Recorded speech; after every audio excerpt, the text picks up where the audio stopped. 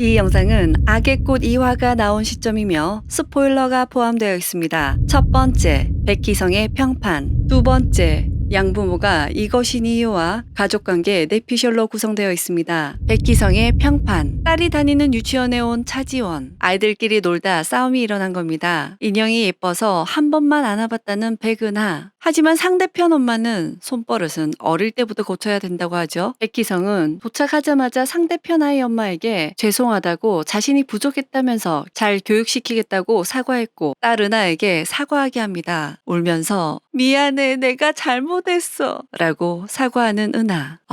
맴짓이죠? 백희성은 딸에게 그 일이 은하를 착한 아이로 만들어줄 거고 은하의 평판이 좋아진 거라고 합니다. 덧붙여 백희성은 평판이란 것은 나쁜 일이 생겼을 때 의심을 받지 않는다는 뜻이라고도 하죠. 백희성이 중요하게 생각하는 이 평판은 18년 전 사건과 관련이 있는 것 같아 보이네요. 18년 전 김무진은 도연수를 나무에 묶고 괴롭힙니다. 김무진은 당시 네 아버지가 사람 죽이는 거 본 적 있지? 정말 몰랐어?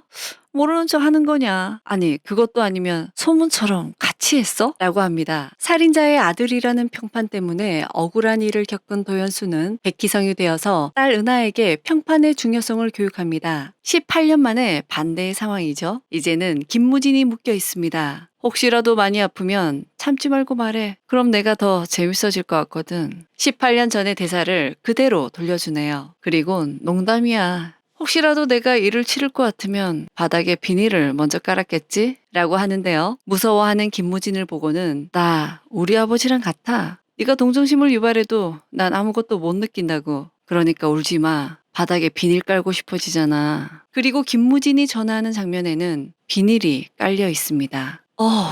등골이 오싹. 비닐로 이렇게 긴장감을 유발하다니. 백희성은 어떻게 평판을 신경 쓰면서 살까요? 아이를 유치원에 데려다 주면서 선생님 아침까지 챙겨줍니다. 저번에 다들 아침 거르신다고 들어서요. 은하야, 은하네 엄마는 너무 좋겠다. 아빠가 자상하시지, 요리도 잘하시지, 잘생기셨지, 재치도 있으시지. 이렇게 주위에 완벽한 평판을 들으면서 살고 있습니다. 백희성이 주위의 평판에 신경을 쓴 이유는 아버지의 영향도 있고 크면서 겪었던 일 때문인 것 같은데요. 아버지 도민석은 동네에 일이 생기면 마을 사람들이 도민석에게 상담을 받을 정도로 똑똑하고 인품도 흠잡을 데가 없는 사람이라고 평판이 나 있었습니다. 그리고 아버지의 직업도 금속 공예가였죠. 아무 이유 없이 사람 7명을 죽이고 오래전에 가출했던 아내도 야산에 파묻었다는 도민석. 어머니를 죽인 살인범이랑 똑같이 행동하는 건 아무리 사이코패스라도 뭔가 이상함을 느낍니다. 여기서 드피셜을 해볼게요. 제가 만약 작가라면 도연수는 연쇄살인범이고 형사 아내와 14년간 지낸 이야기로 이어갈 것 같지만 넷플릭스 전용으로 방송되지 않는 이상 이런 스토리는 불가능할 것 같습니다. 예를 들면 최근에 인간 수업이라는 드라마가 넷플릭스 전용으로 나왔었는데요. 돈을 벌기 위해 죄책감 없이 범죄의 길을 선택한 고등학생들이 그로 인해 돌이킬 수 없이 혹독한 대가를 치르는 과정을 그린 드라마입니다. 평범한 고등학생이 주인공인 청소년 이야기인데 관람 등급은 청소년 관람 불가였어요. 단순한 호기심으로 시작한 일이 일반인이 생각지 못한 방법으로 돈을 버는 범죄를 그림으로써 방송심의 규정상 관람 불가가 당연했죠. 청소년 이야기인데 청소년은 못 보는 드라마. 사실 성인들도 보기 불편한 소재의 내용이 있었지만 인간 수업 드라마는 흡입력이 대단합니다. 이것 외에도 파격적인 장면들이 가득했는데요. 인간 수업이 넷플릭스 전용으로 나오지 않았다면 이런 내용은 한국 방송사에서 제작이 불가능했겠죠. 드라마 주인공 백희성을 반전이 없이 연쇄살인범으로 굳혀진다면 방송심의 규정상 지켜야 할 15세 등급을 지키기엔 힘들지 않았을까 하는 의구심이 들었습니다. 저는 스토리상 도연수가 연쇄살인범이라면 어떨까 하는 짜릿하고 재밌는 상상을 해보지만 주인공은 누가 봐도 매력적인 배우이고 팬덤 역시 적지 않은 배우이기에 범죄가 미화되어 청소년들에게 미치는 부분이 분명 있을 수밖에 없었을 겁니다. 그 선을 지키면서 짜릿한 연출을 해나가는 악의 꽃 백희성이 살인범이 아닐 이유가 이렇게나 길어졌네요. 다시 본론으로 돌아갈게요.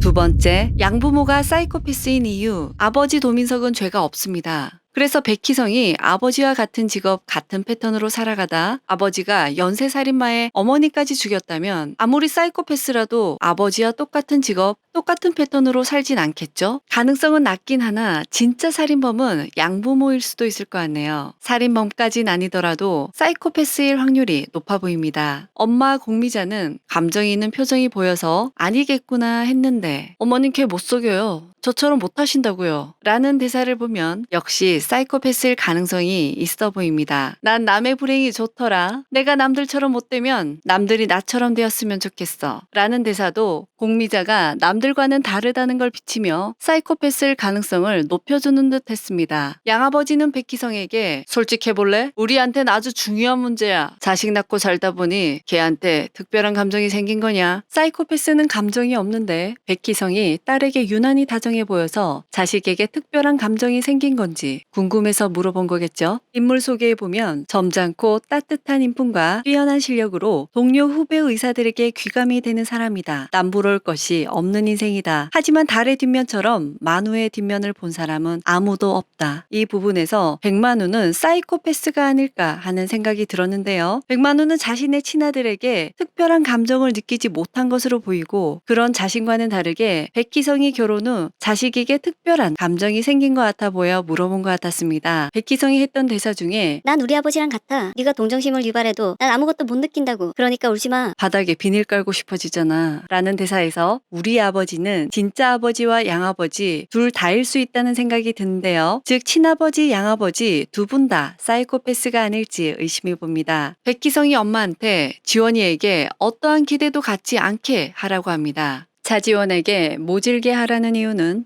양부모가 사이코패스인 걸 들키지 않게 하기 위해서죠. 부모가 들키게 되면 추리력이 좋은 차지원이 본인도 사이코패스인 것을 바로 알아볼 걸 잘 알고 있기 때문입니다. 18년 전 친구 남순길에게 칼을 맞았던 도현수. 쓰러져 있던 도현수를 우연히 발견한 공미자가 그를 구해주면서 인연이 시작된 게 아닐까 하는 생각이 듭니다. 공미자는 백희성에게 너 나 아니었으면? 이라는 대사에서 백희성은 공미자에게 신세를 졌음을 짐작할 수 있죠. 그리고 백만우의 우리는 한 배를 탔다 라고 말하는 부분에서 이들 셋은 각자의 필요에 의해 맺어진 관계 같았는데요. 백만우의 인물 소개글에서 세상 누구도 상상할 수 없는 가족의 비밀, 15년 전 만우는 인생 최대의 위기를 맞았다. 사고였다. 라고 나옵니다. 그의 대외적인 이미지인 따뜻한 인품과 뛰어난 실력에 흠집이 날 만한 큰 사고, 즉 의료사고를 겪지 않았을까 하는 생각이 강하게 드는데요. 백만우의 의료사고는 다름 아닌 자신의 아들이었고 자신의 실수로 죽음에 이른 아들이었지만 백만우는 이제껏 쌓아놓은 자신의 명성과 이미지를 추락시키고 싶지 않았고 그 사고 수습 대안으로 자신의 아들 신분을 과거의 도연수에게 준 게 아닌가 추측해 봅니다. 연쇄 살인범의 아들, 이장 살해범이라는 누명을 쓰고 도망자 신세였던 도연수 역시 새로운 출발이 필요했고 평판과 이미지를 중요시하는 백만우 역시 아들의 빈자리, 즉 백희성이 필요했던 게 아닐까요? 도연수는 왜 백희성이 되었는지 그들에게 어떤 사연이 있었는지 궁금해지네요. 여러분들은 어떻게 생각하시나요? 뇌피셜도 댓글로 함께 공유해주세요. 저는 3화 리뷰 영상으로 만날게요. 그럼 안녕!